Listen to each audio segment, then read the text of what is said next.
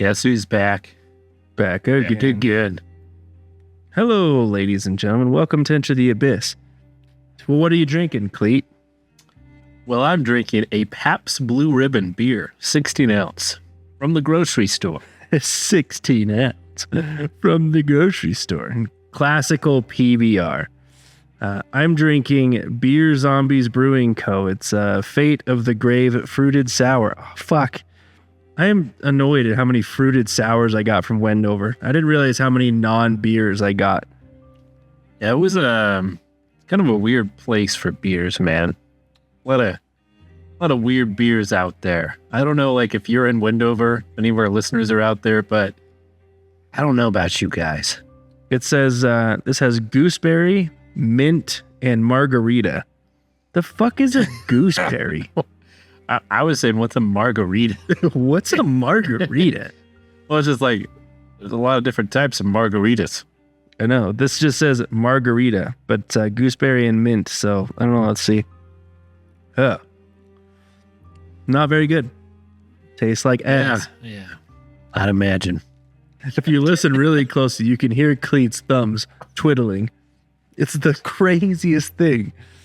Well, folks, tonight we're jumping back into a Reddit thread that's titled, "Who is the scariest or creepiest human you've ever encountered?" Cleet, I can tell you the creepiest person I've ever encountered. Was it the Clown Motel? Was it when you're looking in the mirror? You're so funny. No, it was the Clown Motel. It was the groundskeeper. Oh my God, dude. He was your, like, typical horror movie groundskeeper, now that I think about it. You could not have picked a better groundskeeper. Like, you know, I got keys to all these rooms, right? I can come in anytime. Anytime. I could come fix your toilet at 2 a.m. I'd also kill you at 4 a.m. Wait, what? In that order. What? It's like, wait, what'd you say under your breath there? Oh, nothing. I got to go fix this room. Goodbye. I couldn't hear him because he didn't have teeth, man. It reverberated in weird ways. He had that creepy cart that was always pulling behind him. Oh, yeah. You just hear the cart rolling. It's like 3 a.m. We're out smoking your steer. He's like, Cleet, I'm coming for you. Did you take my teeth? Like, looking for my teeth. I mean, I don't want to be rude, but he was hands down the scariest thing we saw all weekend. Easy. Yeah, probably. All right. Well, do you want to start, boss? Go ahead and you do the first one. Do the honors. All right, this one is from Deleted. An acquaintance from high school and I met up one night to discuss holding an intervention for a mutual friend. He ended up running his hands over me, whispering, "Slice, slice, the fuck, slice, slice, slice, slice, slice, slice." It's exactly how it's written. You know, normally when I think about killing people, I do it with 7 cuts.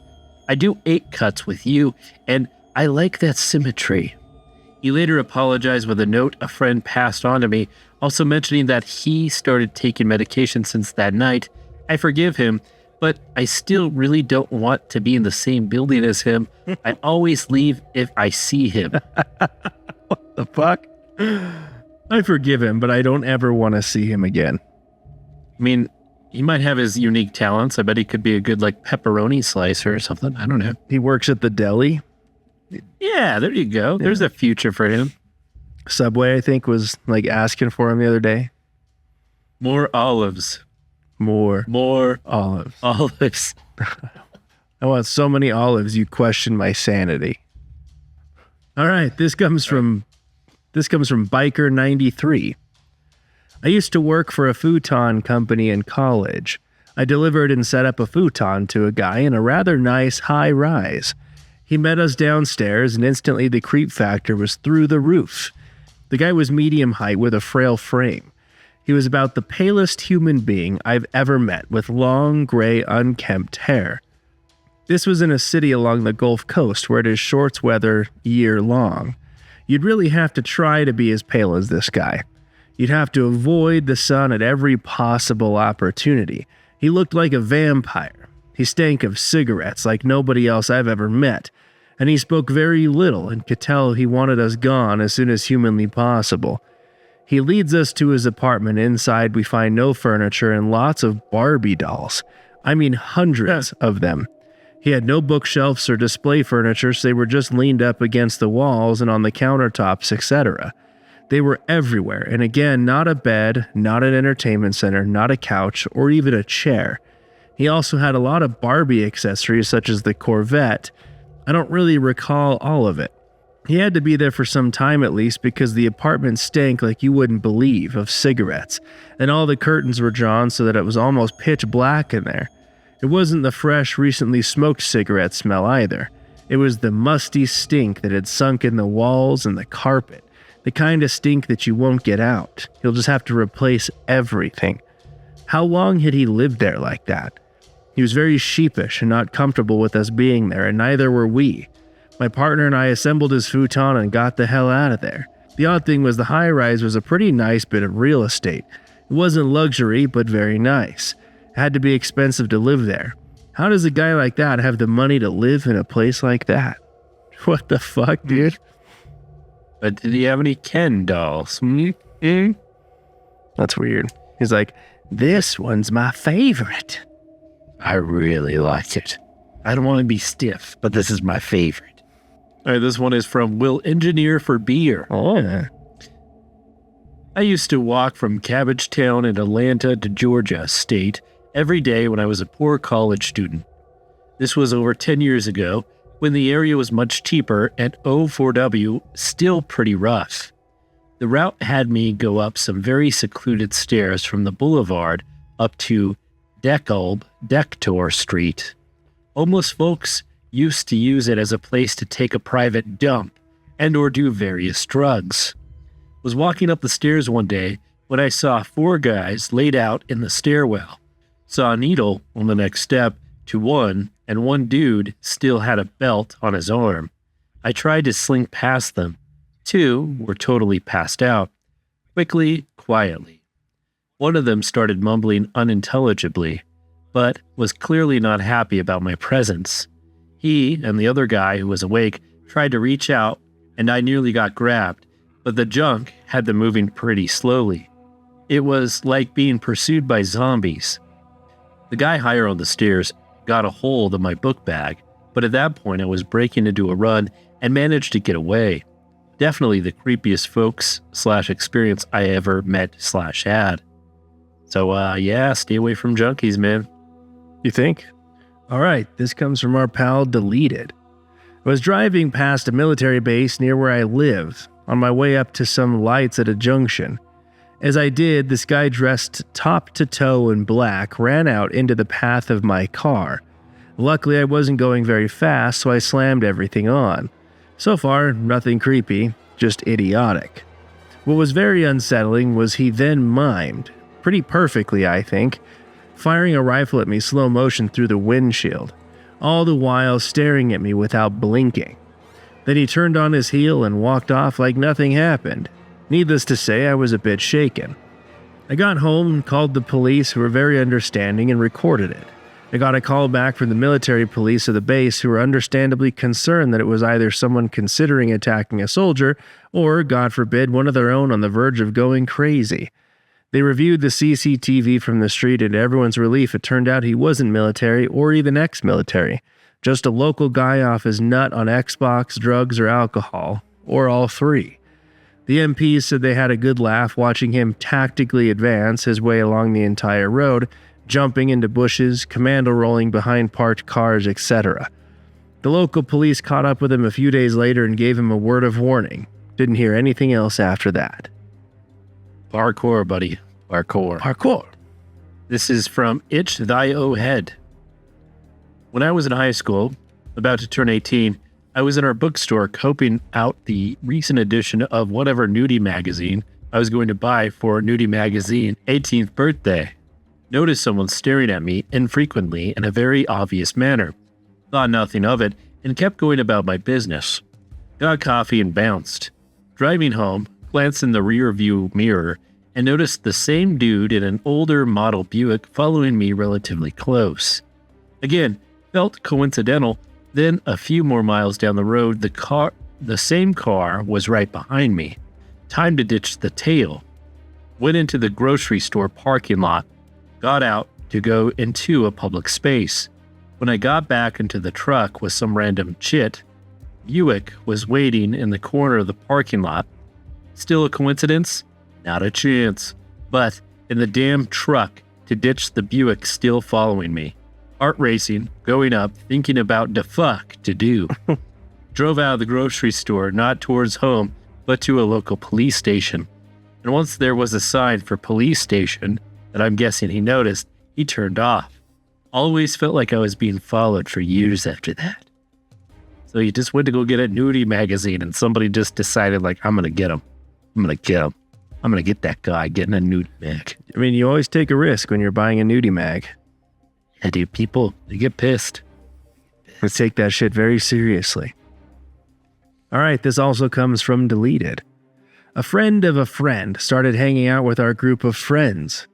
He was very good looking and outgoing, and all the girls liked him, except for me. He made me very uncomfortable. I had no reason to feel that way, as he was always perfectly pleasant and never said or did anything wrong. I just took an instant dislike to him. About 4 or 5 months into him hanging out with us, he asked a girl at our party to take him to get cigarettes. She did, and when they didn't return, everyone thought that they were just hooking up. Oh, they hooked up all right. She was found in a farmer's field early the next morning in her car, freezing, barely alive. He had beaten, raped, and half bit off one of her ears. Her girly bits were mangled because after he raped her, he used a knife on her. She was in the hospital for a month and could never have kids. He went to jail, and 25 years later, I run into her sometimes. She's married and seems pretty happy. I have no idea what it took to get her to this point, but I'm happy that she was able to move forward. All right, this one is from Jay Cartier, too. A notorious murderer in my city was actually a security guard at the company where I worked before he was identified and caught. After he was apprehended, we discovered that he had kept the body of a small child in a cold water tank on the premises, just a few tens of yards away from where we worked. It had been there for 2 years or so, but was never found or even suspected until some information came to the police. This man is still in jail nearly 25 years later. It has since been proven with DNA that he was actually responsible for several area murders. He is serving compound life sentences. He actually was very friendly with me and with my colleagues as we came in and out of the building every day. He smiled and joked with everyone. In fact, the two of us had an ongoing morning gag. While he still worked there, and well before his crimes were discovered, my baby daughter was born. My wife and I brought her into the office to show her off. I let the security guard, who was the father of an 8-year-old himself, hold the baby. As the body of the toddler he murdered a few months before lay decomposing a couple of rooms away. When he gently handed my daughter back to me, doing so as perfectly well as any experienced parent would, he told me she was beautiful and that I must be proud. I sure was. He held my baby. Dear God, he held my baby. Wow. Makes you really question who you're handing your kid to now, huh? Yeah, dude, don't hand your kid to a murderer. That's like number 1 in the kid rule book. Don't give them to You're Jeffrey Don't Dahmer. give them to murderers. All right, this comes from Saint Pariah. Was in the Navy, had brig duty. There was a trainee that had been 2 weeks from graduating A school in an intelligence field with 2nd-level security clearance. He got caught with a fucking meth lab in his barracks room. Seriously, on a training command in there. on a training command base. It was noticed when he carried a propane tank from a taxi to his barracks room on security camera by the PO on duty that mid-watch night shift. Apparently, when he got raided, he ate some evidence. Wouldn't tell anyone what it was that he ate at first, at least until he blacked out and started going in and out of consciousness. Finally admits it was meth and acid. From that point on, he was quite literally insane, though to do any of that to begin with would mean he was already not all there. So there was a post edition on this one. So this male individual never regained full functionality of what a person would consider normality. By the time I last associated with others on duty with him, last I heard was he was in a complicated progress of both legal and medical issues. All right, this one is from Nitro the Cat. When I was a senior in high school, this 20-year-old transferred to my school. He had failed a bunch of grades. This guy seemed normal enough at first. My friends and I had him over once, and were lifting weights in my friend's garage. This guy claims that he is a cage fighter and challenges one of us to fight him. This guy was clearly not a cage fighter. My friend, that did wrestling for 4 years, pinned him in about 15 seconds. This dude went insane. He started throwing shit around the garage and said our friend had cheated. He said he was going to get his pistol and come back to settle the beef. Never came back. He drove a ratty old truck to school, but would tell everyone that he drove a 67 Chevelle SS 396.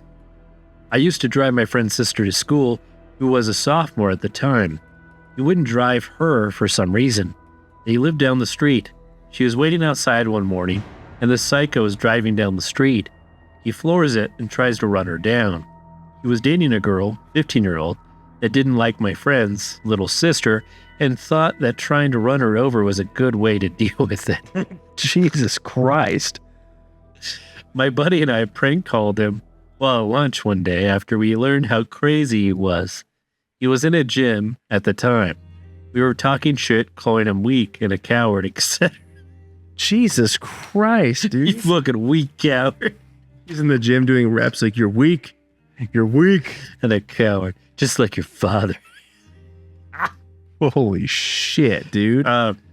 He goes nuts and starts screaming at the top of his lungs how he's going to get his AR-15 and deal with us. He had no idea who we were. Also, some shit about him being a cage fighter. He got suspended. He never did graduate. Got a few months in jail for beating the shit out of a 14-year-old. Jesus Christ. Seems like a quality guy. He also got that 15-year-old pregnant and just left town. Haven't seen him since. All right, this comes from Nachos Galore. I need to get this off my chest. Oh, that's a good start. In for a confession. I'm an ABA therapist who works with kids who have autism and similar disorders. Now, I'm not a psychologist or a psychiatrist, so I'm certainly not professionally qualified to say this, and it feels foolish to even say it. But right now I'm working with a kid who I'd say does not have autism. After working with him as his primary therapist for 7 months, I've observed that he doesn't really tick any of the boxes for an ASD diagnosis, aside from his inflexibility. No, I've personally known sociopaths in my life, and this kid, again, I stress that this is my unqualified opinion, seems to be a sociopath. His main behavioral issue is that he engages in violent tantrums, but it's not an emotional violence, it's cold violence. He calculates. Whenever he doesn't get what he wants, he aims to inflict the maximum retributive violence possible. Most kids, especially kids on the spectrum, need time to learn empathy and seeing things from other people's perspectives, but he doesn't have this issue, per se. He understands that the other people feel pain, but he genuinely doesn't care. He doesn't feel guilt, anxiety, or embarrassment. His eyes are dead. I shouldn't say this, and I would never dream of saying this out loud, but he creeps me out. Professionally, I do my job as cheerfully and diligently as I possibly can, but secretly he scares me. Not physically, I mean. I'm a grown man. I'm a military veteran, and he's a child. I mean that he scares me on a visceral level. Every instinct in my body says that he's not right. I'm out of my depth with him, and every day I wish there was something more substantial that I could do to help him. I wouldn't do this job if I genuinely didn't love helping and working with kids, so it breaks my heart to put so much time and emotional investment into someone that I'm afraid I can never change. This one is from Paleosaurus Rex. The last time I went back to my home state with my fiancé, boyfriend at the time, I introduced him to my friends, and we went back to the park at 1 a.m. This was something we used to do very often, just to swing and chat. It was super relaxing. This time, we were around a town that I wasn't crazy familiar with. My father had just moved there. We were staying with him. It was right near the state capital and pretty affluent area, so it wasn't too risky. We were swinging and talking about when I wanted to go back because we had to fly back the next morning. This young girl starts walking towards us, and we notice she's humming a song. Super creepy shit, like straight out of a movie. She doesn't say anything, just sits down on the swing next to us. We go a little silent until someone says, "It's late, we should go." She starts to follow us, but I'm the only one to notice since everyone is just walking forward. She stops at the edge of a playground and just watches us for a few seconds before leaving the playground. Crazy, scary stuff. My heart was beating out of my chest. She was alone at 1:30 in the morning at a park. Why would you be alone? All right, this comes from Chill Out, Mate. When I was around 11 or 12, my aunt drove me down to get some chips from a corner shop near where I used to live. She stayed in the car while I crossed the little car park to the shop. Everything went fine while I walked back out and a car reversed into me and hit me in the hip. I was fine, it was just a little bump, but my aunt burst out of her car and ran after the one that hit me. She slammed her hand down onto it and demanded them to apologize. Out come this old couple, and they start walking over to me, and for some reason I couldn't look the man who was driving in the eyes. I don't know what it was, but he made me extremely uncomfortable. He was tall for an old man, that I remember, and his stomach was bulbous and protruding 2 paces before him. The wife, I'm assuming, was making a big scene, saying how sorry she was, and how my aunt was too preoccupied with yelling at her to not see the man staring at me. Not an absent-minded stare, but a hate-filled one. I've heard the expression where you can feel someone's eyes are burning into your back. This was the same, but instead of my back, it was into my eyes, as if he was trying to get me to look at him. I eventually did because it was too awkward to avoid it, and when I did, his face shifted into a mocking expression, and his hand went to my neck. The fuck? My aunt was still too busy arguing with the wife to notice. His grip got tighter, and he said something along the lines of how sorry he was that he could have killed me. I remember the soles of my feet lifting the ground, and as quick as he grabbed me, he let go. Without blinking, his eyes locked on my aunt, and he apologized again, more sincere sounding, and grabbed his wife to leave, and they swiftly did. Nothing terrible happened. I've met people who have done worse physically, but there was something so strange and sinister about that interaction. I didn't tell my aunt that I couldn't really make sense of it myself anyway.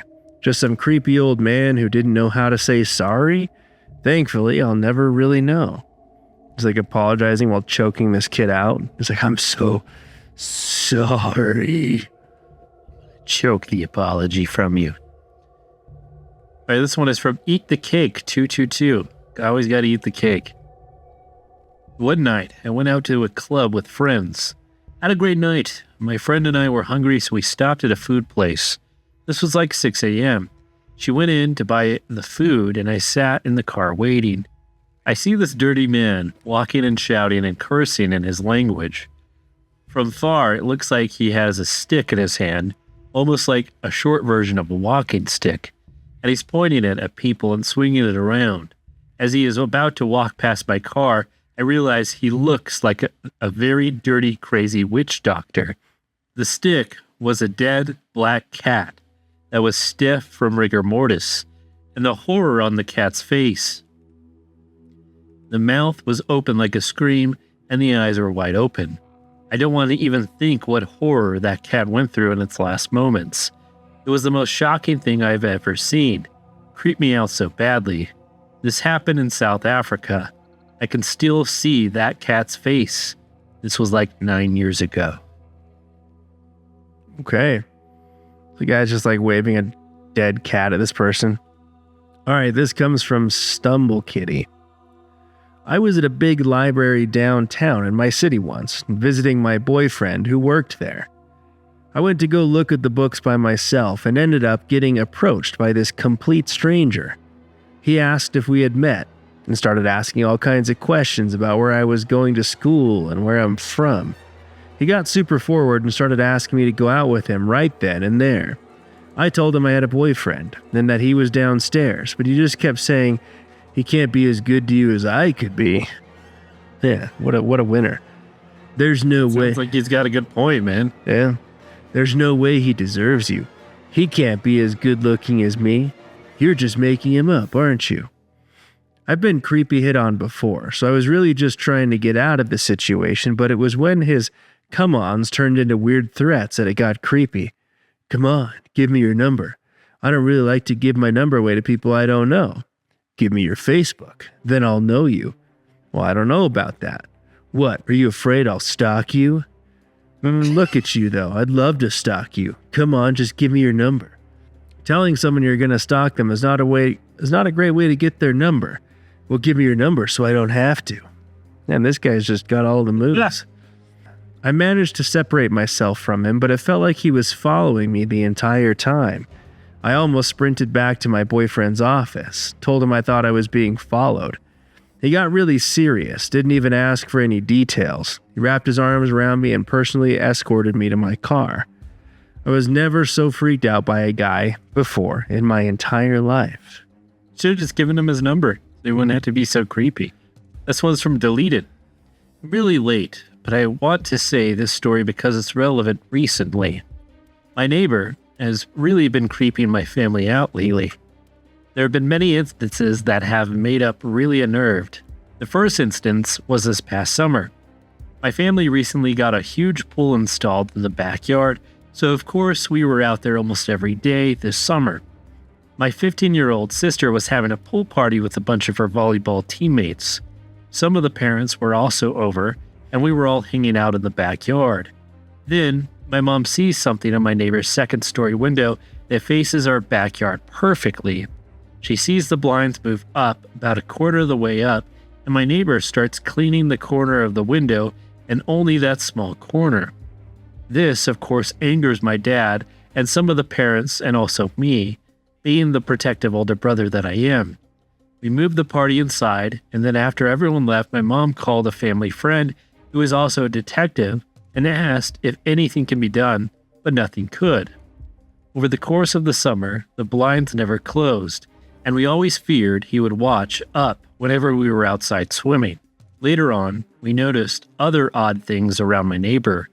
We were eating one day, and I happened to look out the window from the dining room, and I see my neighbor in his car just constantly staring at us through our window. He is staring and not breaking his gaze even after we all look at him in the eyes and let him know that we have seen him. We now keep the blinds down anytime we are eating. Some of the stranger things we notice him doing is that he will only do yard work or garage work late at night, like 11 or 12 at night.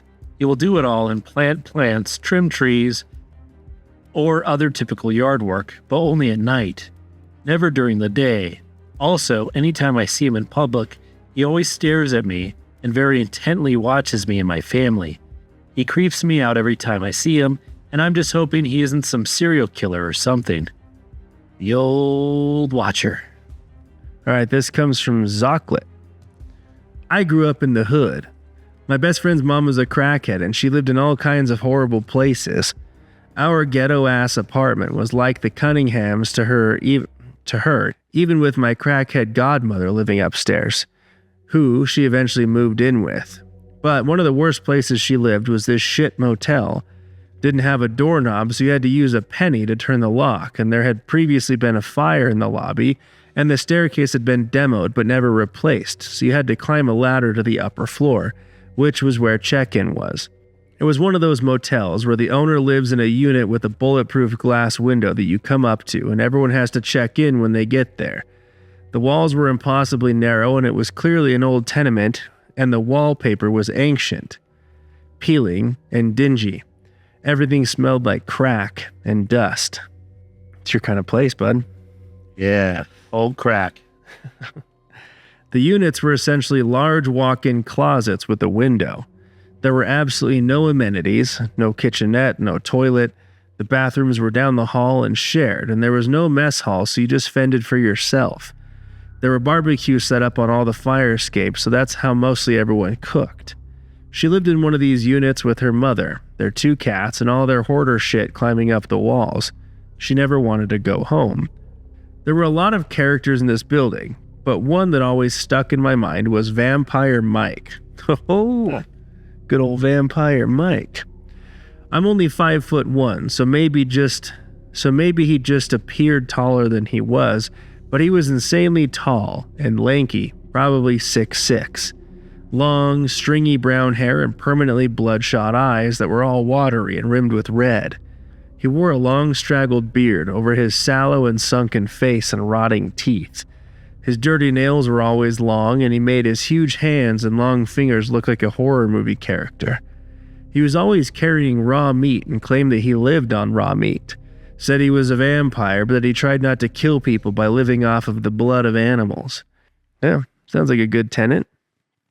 Coincidentally, my mother worked for a funeral home that was also a Gothic art gallery and a speakeasy. The fuck kind of business is that?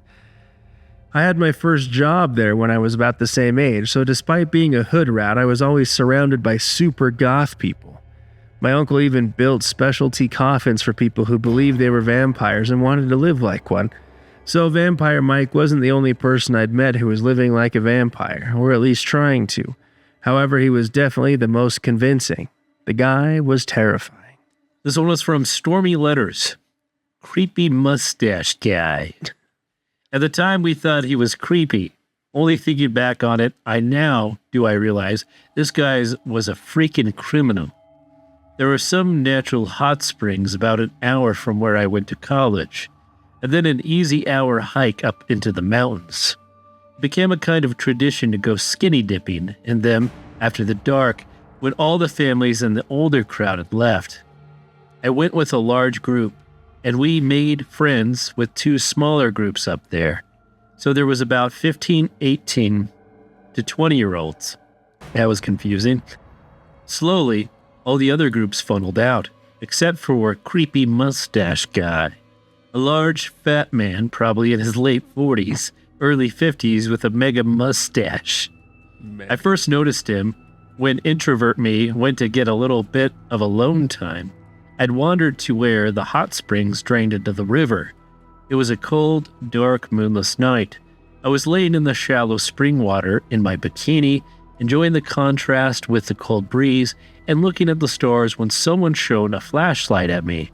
"I'm fine," I waved, assuming someone was worried. I had slipped or something. But the flashlight kept shining right at me. I kept waving the light away, annoyed now that my calm, meditative stargazing was being interrupted. Turns out Creepy Mustache Guy was just checking me out and had no intentions of being subtle about it at all. Finally, he turned the flashlight off, and I later went to rejoin my friends in the springs. It was getting close to midnight, and Creepy Mustache Guy still hadn't left. And goddammit, we had gone there to skinny dip. Under the cover of the murky spring water, we all took off our swimsuits and were having a great time.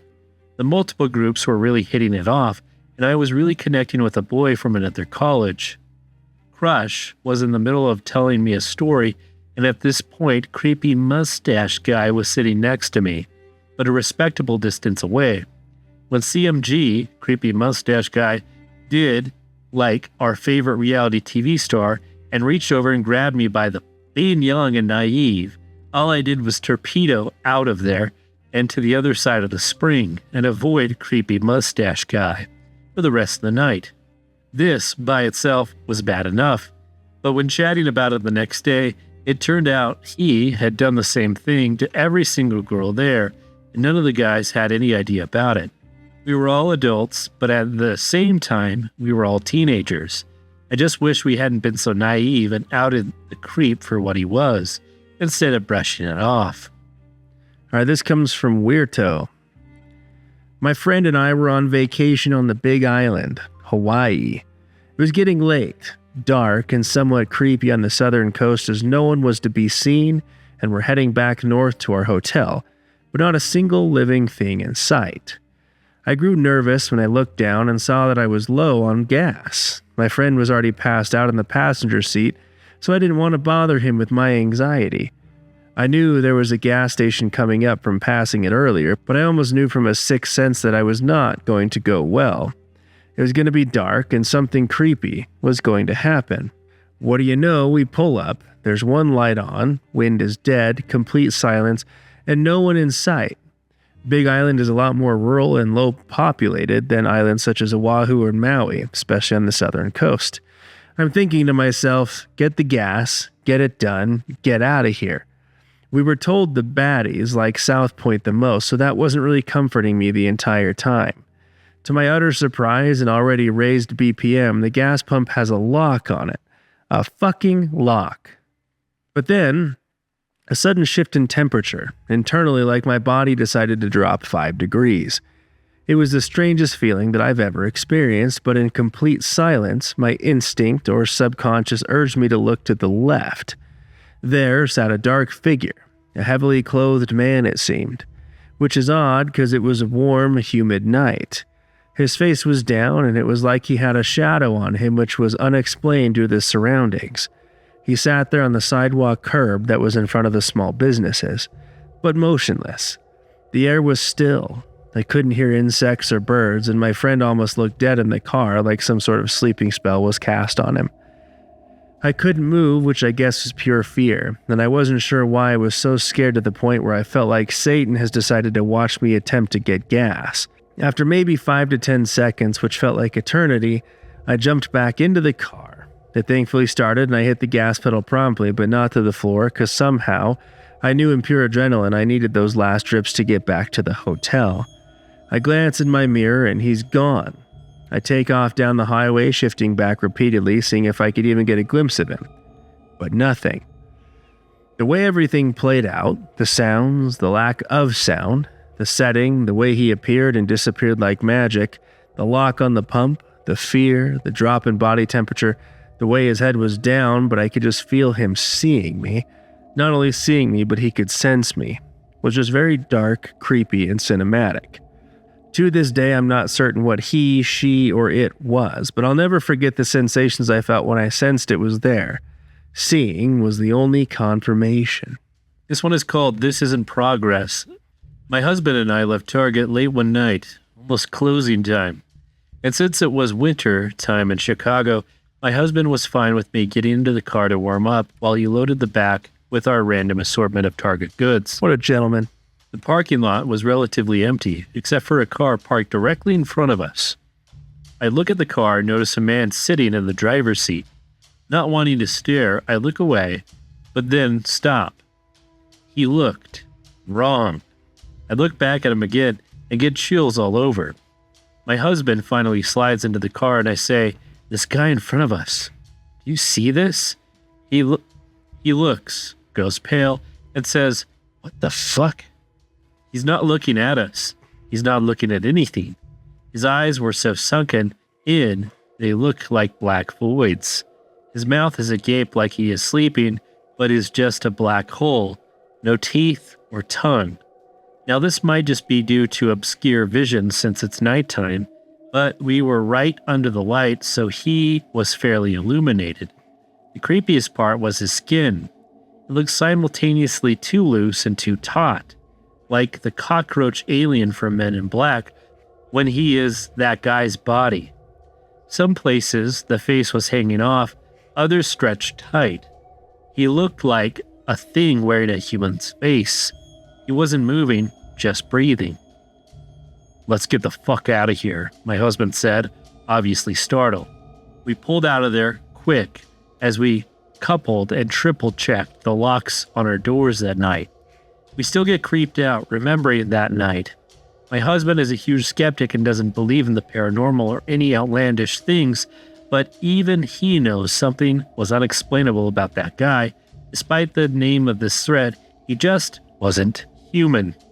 Well, folks, that is going to wrap us up for this evening. Thank you again for joining us for some more creepy stories. Huge shout out to our paid supporters of the show: Soylent Cleat Feet, Curtis and Lara, Mothman Lara, Conklin Family, and Lou. Your paid support is tremendously helpful, and if you yourself would like to join these amazing people, there's a link below, and you can choose several tiers of which you'd like to support, as well as a one-time donation to the beer fund of the show. If you're listening to us on YouTube, please like, share, and subscribe, as it really helps us get us out there. And as always, thank you for entering the abyss. Until next time.